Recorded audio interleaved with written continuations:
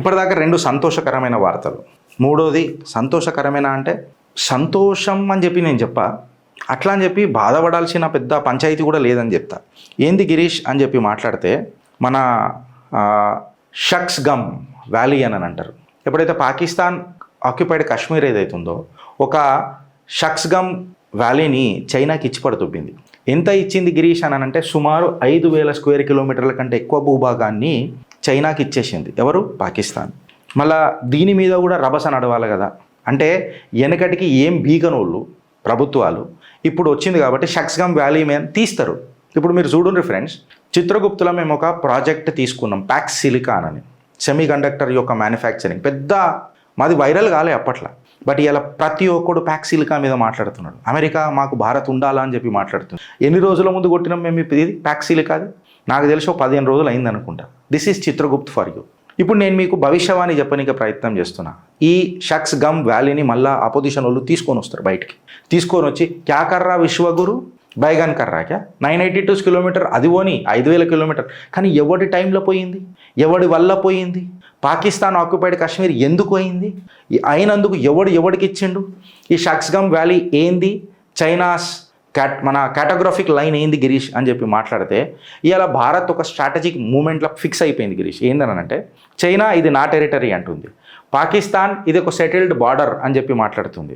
కాకపోతే భారత్ ఈ 2 క్లెయిమ్లని డిస్ట్రాయ్ చేసే ప్రయత్నం చేస్తుంది. చైనా 1963లో చైనానే అడ్మిట్ చేసింది దేని మీద? షక్స్ గమ్ మీద. జాగ్రత్తగా ఇది తీసుకొని వస్తారు, ఇది ఖచ్చితంగా తీసుకొని వస్తారు. ఎందుకంటే బట్టకాలు మీద సగం నిజాలు చెప్పాలి కదా, మొత్తం నిజం చిత్రగుప్త్ మీకు ఆల్రెడీ చెప్తుంది. అండ్ మీ కాంపిటేటివ్ పరంగా ఎగ్జామ్స్ పరంగా కూడా చాలా ఉపయోగపడుతుంది. ఈ షక్స్ గమ్ వ్యాలీలో చైనా ఒక ట్రీటీ సైన్ చేసింది, అడ్మిట్ చేసింది 1963లో. ఏందని అంటే this doesn't belong to me permanently. అంటే చైనాది ఇది పర్మనెంట్ కాదు, ఇది బార్డర్ డిస్ప్యూట్ అసలే కాదు, దీన్ని మనం ఛాలెంజ్ చేయొచ్చా అని అంటే చేయొచ్చు. ఏ రకంగా? ఇప్పుడు చూడండి, సబ్జెక్ట్ని చాలా క్రిస్టల్ క్లియర్గా పోదాం. షక్స్ గమ్ వ్యాలీ ఏదైతుంది చూడు, అది భారత్ టెరిటరీ. డంకేపే చోట్ ఓడయ్యా జాగిరి కాదు. షక్స్ గమ్ వ్యాలీ అని అనేది భారత్ యొక్క భూభాగం. పాకిస్తాన్ అది ఎప్పుడు కూడా దాని మీద ఓనర్షిప్ రైట్స్ లేవు. చైనా దాన్ని లీగల్గా ఓనర్షిప్ రైట్స్ పాకిస్తాన్కే లేనప్పుడు చైనా వాడు పాకిస్తాన్కి ఇస్తే నడుస్తుందా? నీ దగ్గర టైటిల్లే లేనప్పుడు నువ్వు ఒకడికి వేరేవాడికి ట్రాన్స్ఫర్ చేస్తా అంటే ప్రాపర్టీ చెల్తుందా? సేమ్ ఇట్లాంటిది అనమాట. అయితే 1963 డీల్ ఏదైతే ఉంది చూడు చైనా పాకిస్తాన్ మధ్యలో, అది కూడా టెంపరీ కండిషనల్ అరేంజ్మెంటే. ఇన్ఫ్యాక్ట్ చెప్పాలనంటే ఫైనల్ బౌండరీ కాదు అది. ఎందుకు చెప్పాలా? ఇవాళ మేబీ చైనా ఆడ రోడ్లు కడుతుందేమో, చైనా భారత్కి లెక్చర్లు ఇస్తున్నదేమో సోవరెనిటీ మీద, భూభాగం మీద. అయితే చైనా యొక్క ఇది ఆరోగెన్స్ అనేది దాని బలం కాదు. ఎందుకు చెప్పాలా? అది అంటారు కదా ఫ్రెండ్స్, ఒకటి అది అంటారు కదా, బలవంతుడు బలమే ఆడి బలహీనత అని. చైనా యొక్క ఆరోగెన్సే అండ్ స్ట్రాటజిక్ ఇన్సెక్యూరిటీ అని చెప్పి ఇలా మొత్తం ప్రపంచానికి తెలిసిపోయింది. ఎట్లా అని చెప్పి మాట్లాడితే 1963 సినో పాకిస్తాన్ బార్డర్ అగ్రిమెంట్ ఏదైతే అయిందో ఆర్టికల్ 6 చాలా కీలకంగా ఉంటుంది. ఇందులో చైనా ఇంకా పాకిస్తాన్ ఎక్స్ప్లిసిట్లీ క్లియర్ కట్గా రాసుకున్నారు. ఏందనంటే సెటిల్మెంట్ అయిన తర్వాత కాశ్మీర్ ఇష్యూ సెటిల్ అవుతుంది కదా, కాశ్మీర్ ఇష్యూ మాది భారత్తో సెటిల్ అవుతుంది కదా, ఇండియా పాకిస్తాన్ది. అప్పుడు మళ్ళా చైనాతో మనం నెగోషియేషన్స్ చేద్దాము అని చెప్పి క్లియర్ కట్గా మాట్లాడితే చైనా ఖుద్దుబఖుద్ షక్స్ గమ్ వ్యాలీని ఫైనల్ ఓనర్షిప్ భారత్దే అని ఒప్పుకుందా లేదా? కాశ్మీర్ డిస్ప్యూటెడ్ ఏరియా, కాశ్మీర్ మీద మేము ఇద్దరం మాట్లాడుకోవాలా, అది ఇద్దరిది సెటిల్ అయినాకనే మళ్ళీ షక్స్ గమ్ మీద మేము డిసైడ్ చేస్తాము భారత్తో కూర్చొని అని చెప్పి మాట్లాడినారంటే దీని రైట్స్ ఇప్పుడు ఎవరి దగ్గర ఉండాలా? పాకిస్తాన్ దగ్గర ఉండాలనంటే పాకిస్తాన్ ఏడికైనా వచ్చింది? బాఫీ అవుతాయన మేమే కదా ఇయ్యలం, నాజాయిజ్ ఔలాద్ గాన్ వాళ్ళంతా. సో ఏడికైనా వచ్చింది పాకిస్తాన్, మేము ఇస్తేనే వచ్చింది కదా. సో బాప్ కోనే? భారత్. तो टाइटल किसके पास रहना चाहिए? भारत. ओनर कौन है? भारत. डिस्प्यूट किसको है? नाजायज औलाद को है. అడే ఓడు పుట్టిండో ఓడు పుట్టిండో మనకు తెలియదుగా, అయింది. అగో నేను కూడా నీకే పుట్టినా అని చెప్తున్నాడు. సరే కూర్చొని మాట్లాడదామని అన్నాం. ఈ నాజాయజ్ ఔలాద్ గాడు వచ్చి వేరేడికి కొడుకని రాస్తా అంటే చెల్తుందా? ఇంత క్లియర్ కట్గా చెప్తున్నాను. అంటే ఇది చైనా టెరిటరీనా? కాదు. ప్రతిపక్షాలు దీన్ని మాత్రం తీస్తారు. అంటే చైనా తన సొంత ఏదైతే సైన్డ్ అగ్రిమెంట్ ఉన్నదో సెల్ఫ్ గోల్ కొట్టుకుందా లేదా? ఇది ఇయ్యాల పంచాయతీ కాదు, ఇది ఇయ్యాలటి పంచాయతీ కాదు. 1963 నుంచి జరుగుతున్న పంచాయతీ. ఇయ్యాల ఎందుకు మాట్లాడుతున్నావు గిరీష్ అని అంటే 982 కిలోమీటర్స్ ఆడేదో పెట్రోలింగ్ ఇచ్చిండు కదా, ఏమన్నా మన భూభాగం మనం గెలుచుకున్నామా అని చెప్పి ప్రతిపక్షాలు మొదలెడతారు. షక్స్ గమ్ని తీసుకొని వస్తారు. తీసుకొని వచ్చినప్పుడు చిత్రగుప్త్ ఫ్యామిలీకి అబ్సల్యూట్గా డేటా ఉండాలి కదా. అయితే ఇప్పుడు చైనా ఎందుకు ప్రొవోక్ చేస్తుందంటే 982 కిలోమీటర్స్ ఇచ్చింది కదా, ఆడ అందరూ ప్రజలు జరా నారాజ్ అవుతారు కదా, ఓ పీకుడు మొగోళ్ళు అనుకున్నాం వీడు పెద్ద బేకరగాళ్ళు ఉన్నారా, ఇలా చెంచా పెట్టి ఇస్తే షటాక్ దమ్ము లేకపోయా అని చెప్పి వాళ్ళు ఫీల్ అవుతారు కదా, డిప్లొమాటిక్ వరల్డ్లో వాళ్ళు ఎన్కమ్ చేసిరు కదా. అయితే ఈ ప్రొవొకేషన్ అనేది యాక్సిడెంటల్ కాదు. ఇన్ఫ్యాక్ట్ చెప్పాలనంటే ఇలా భారత్ 982 ఏదైతే పెట్రోలింగ్ 982 స్క్వేర్ కిలోమీటర్స్ ఈస్టర్న్ లదాఖ్లా పెట్రోలింగ్ రైట్స్ తీసుకున్నది చూడు, డోక్లామ్ స్టాండ్ ఆఫ్ తర్వాత ఇలా ఇండియా అనేది సియాచిన్లా సబ్సెక్టార్ నార్త్లా జబర్దస్త్ మిలిటరీని కూర్చోబెట్టి పెట్టేసింది. ఈ వెనకటికి సియాచిన్ కూడా పాకిస్తాన్కి ఇచ్చేస్తానన్నారు కొంతమంది రాజ్యమాతలు, మీకు అర్థమైంది అనుకుంటా. ఇవాళ భారత్ ఇంకా అమెరికా మళ్ళా మాకు భారత్ కావాలరా భయ్ అని చెప్పి గిడిగిడాస్తున్నారు ఎవరు? అమెరికన్స్. అంటే టైఅప్స్కి ఏదో కొంచెం గట్టిగా అవుతున్నాయి కదా. చైనా ఎకానమీ ఏ రకంగా ఉన్నది, డెప్ట్ ట్రాప్ట్ అవుతున్నది. నిజంగా చెప్పాలంటే అక్కడ ఉన్న అప్పు ఎక్స్ప్లోడ్ అవ్వడం మొదలెట్టింది. ఇంకా జింగ్జియాంగ్ స్టెబిలిటీ కూడా గట్టిగా లేదు. ఆడేన్నో నేను ఇన్ఫ్రాస్ట్రక్చర్ కట్టినంత మాత్రాన ఆ భూభాగం నీది అయిపోతుందా? అబ్సల్యూట్లీ కాదు. మళ్ళీ ఇది చైనా యొక్క కాన్ఫిడెన్స్ అనాలనా, లేకపోతే 982 స్క్వేర్ కిలోమీటర్ పెట్రోలింగ్ రైట్స్ భారత్కి ఇచ్చినందుకు డ్యామేజ్ కంట్రోల్ చేయడానికి ఆడుతున్న నాటకం అనాల. షెక్స్గమ్ రోడ్ ఏదైతే ఉన్నది కదా ఫ్రెండ్స్, ఇది షెక్స్గమ్లో చైనా ఆల్ వెదర్ రోడ్లు కట్టింది. దేనికోసం కట్టింది అంటే సియాచిన్ని థ్రెటన్ చేయడానికి ఏం కాదు.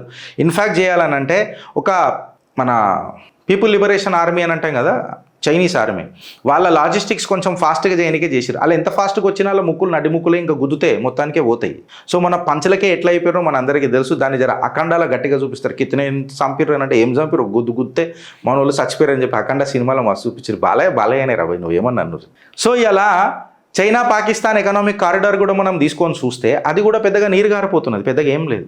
పాకిస్తాన్తో నువ్వు ఏం బిజినెస్ చేస్తావు రా అని అంటే మూర్ఖులు చేస్తారు, తెలివి లేనులు చేస్తారు. బిచ్చపొంతో ఏం బిజినెస్ చేస్తావు నువ్వు చెప్పు, ఒక మాట అడుగుతారు. కరెక్టా రాంగా నేను మాట్లాడింది? సో ఈ రోడ్ ఏదైతే వేస్తున్నావు చూడు, నిజంగా చెప్పాలంటే చైనా యొక్క అడ్మిషన్ ఆఫ్ ఫియర్ అని చెప్పి మాట్లాడతా. దరిద్రం దండయాత్ర అండ్ ఐరనీ గెట్స్ ఐరానికల్ అని చెప్పి మాట్లాడతాం చూడు. చైనా ఇవాళ 5180 స్క్వేర్ కిలోమీటర్ ఆఫ్ ది భూభాగం, భారత్ భూభాగం, పాకిస్తాన్ ఆక్యుపైడ్ కాశ్మీర్ కబ్జా చేసి ఇన్ఫ్రాస్ట్రక్చర్ పెట్టింది. ఇలా 900 స్క్వేర్ కిలోమీటర్స్ ఇచ్చేసింది భారత్కి. ఇన్ఫ్యాక్ట్ చైనాకి భారత్ మీద ఒక క్లియర్ కట్గా నరేటివ్ అర్థమైంది, భారత్తో పెట్టుకున్నాడు కరెక్ట్ కాదు అని చెప్పి. ఇవాళ 982 స్క్వేర్ కిలోమీటర్స్ ఇచ్చేసింది. మేబీ రేపు 5180 స్క్వేర్ కిలోమీటర్స్ కూడా భారత్కి రాదా నేను మిమ్మల్ని అడుగుతున్నా ఫ్రెండ్స్. కాంగ్రెస్ హీన చరిత్ర ఇక్కడ మనం మాట్లాడాలి. ఎందుకు అనంటే ఇది ఎవడు చేసిండు? మళ్ళీ కాంగ్రెసే కదా. 1962 వార్లా చైనాతో మనకు ఇష్యూ అయినప్పుడు మనకు బార్డర్ క్లారిటీ లేకపోయా, పార్లమెంటరీ అసర్షన్ 1963 డీల్లో కూడా లేకపోయా, లీగల్ ఎస్కలేషన్ కూడా చేయలే. మిలిటరీ ఇన్ఫ్రాస్ట్రక్చర్ పోస్ట్ 2014 తర్వాత వచ్చింది మనకు. 2014 కంటే ముందు మిలిటరీ ఇన్ఫ్రాస్ట్రక్చర్ ఏం లేదు ఈ జాగలల్లో. షియాచిన్ షక్స్గామ్ స్ట్రాటజిక్ డాక్ట్రైన్ భారత్ తయారు చేసింది ఎప్పుడు? 2014 తర్వాత. దశాబ్దాల వారీగా కాంగ్రెస్ ఒక్క పల్లెత్తు మాట మాట్లాడలే. చైనా దీన్ని ఎక్స్ప్లాయిట్ చేసింది మన నిశ్శబ్దాన్ని. ఇది ఎవడ తప్పు ఫ్రెండ్స్? చైనాతో పల్లెత్తు మాటలు కూడా మనకు చాతగాలే. 2012 ఒక యువరాజా వారు పోయి కొన్ని ఏదో సంతకాలు పెట్టేసి వచ్చారు. డొల్ల పరిపాలన అందించినాం మనం క్లియర్ కట్గా చెప్పాలనంటే. ఇవాళ ఇండియా ఒక టెరిటోరియల్ సుప్రిమసీ చూపిస్తున్నది, ఒక పొలిటికల్ విల్ చూపిస్తున్నది. నా భూభాగాన్ని కాపాడుకునే ప్రక్రియ నా దగ్గర గట్టికున్నది అని చెప్పి చెప్తున్నారు. భారత్ ఇవాళ ఒక ఫేక్ న్యూట్రాలిటీ ఏదైతే ఉంది చూడు, దాన్ని ఏం పెద్దగా రిజెక్ట్ చేసి పడుతున్నది. నువ్వు ఏం పెద్ద న్యూట్రల్ ఏం లేవు, మాకు తెలుసు నువ్వు ఏందో అని.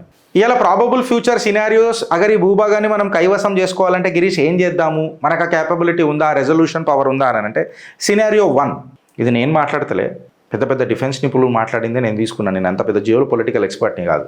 సినారియో 1 ఏముంటుంది అని అంటే చైనా ఆడ మెల్లగా ఇన్ఫ్రాస్ట్రక్చర్ కడతనే ఉంటుంది. ఇండియా దీన్ని ఒక డిప్లొమాటిక్ లీగల్ ఎస్కలేషన్ చేసి లాంగ్ గేమ్ ఆడి టెస్ట్ మ్యాచ్లల్లా చైనాను ఓడగొట్టచ్చు.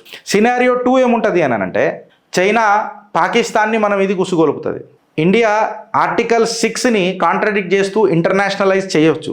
అంటే చైనా ఎక్స్పోజ్ అవుతుంది, ఒక ట్రీటీ వయోలేటర్ లాగా ఐసోలేట్ అయిపోతుంది. ఇది సినారియో 2. సినారియో 3 ఏందని అంటే చైనా ఏం చేస్తుంది అంటే షెక్స్గమ్ని ఒక అగ్రెషన్తో ఫ్రీజ్ చేసే ఛాన్స్ ఉంటుంది. అంటే అవి చూసినామని ఇన్ఫ్రాస్ట్రక్చర్ కట్టినా కదా ఒక ఎకనామిక్ కవర్ తీసుకురానికి ట్రై చేస్తుంది. ఈ ఎకనామిక్ కవర్ తీసుకురానికి ట్రై చేస్తే ఇండియా ఏం చేస్తుందనంటే ఒక మిలిటరీ ఇంకా లీగల్ చోక్ చేసే ప్రయత్నం చేస్తుంది. ఎవరిని? చైనాని. అంటే లాంగ్ రన్లో మళ్ళీ ఇది చైనాకి ఏ రకంగా ఫేవర్ అవుతుంది? 3 భాగాలుగా తీసుకున్న బీజింగ్కి దీని మీద పెద్ద గ్రిప్పు లేకపాయ అంటే ఏమైనట్టు అయిపోయా. సో ఇంటర్నేషనలీ ఈ ఆర్టికల్ 6ని అందరూ రికగ్నైజ్ చేస్తారు. షక్స్గమ్ టు కాశ్మీర్ క్లియర్ కట్గా చెప్పాలంటే అది భారత్ భూభాగం. దీని ఏదో చైనా పాకిస్తాన్ ఎకనామిక్ కారిడోర్ అని చెప్పి పెట్టి ఎక్స్పోజ్ అయి కూర్చున్నారు. లీగల్ గ్రౌండ్ వరకు ఫ్యూచర్ టెరిటోరియల్ అథెంటిసిటీ భారత్కు ఉన్నది. చైనా దీన్ని ఎప్పుడు కూడా లెజిటిమైజ్ చేయలేదు, లీగల్ ఇంకా స్ట్రాటజిక్ నరేటివ్ బిల్డప్ చేయలేదు. ఇన్ఫ్యాక్ట్ ఇలా చెప్పాలనంటే భారత్కి లా తెలుసు, భారత్ దగ్గర సబ్స్టాన్షియల్ పవర్ కూడా ఉన్నది, భారత్ దగ్గర ఓపిక కూడా ఉన్నది, చరిత్ర తిరగరాసే సామర్థ్యం కూడా ఉన్నది. షక్స్గమ్ మనకు పోలే పోదు. రేపు ఇక స్టార్ట్ చేస్తారు చూడండి మీరు అందరు.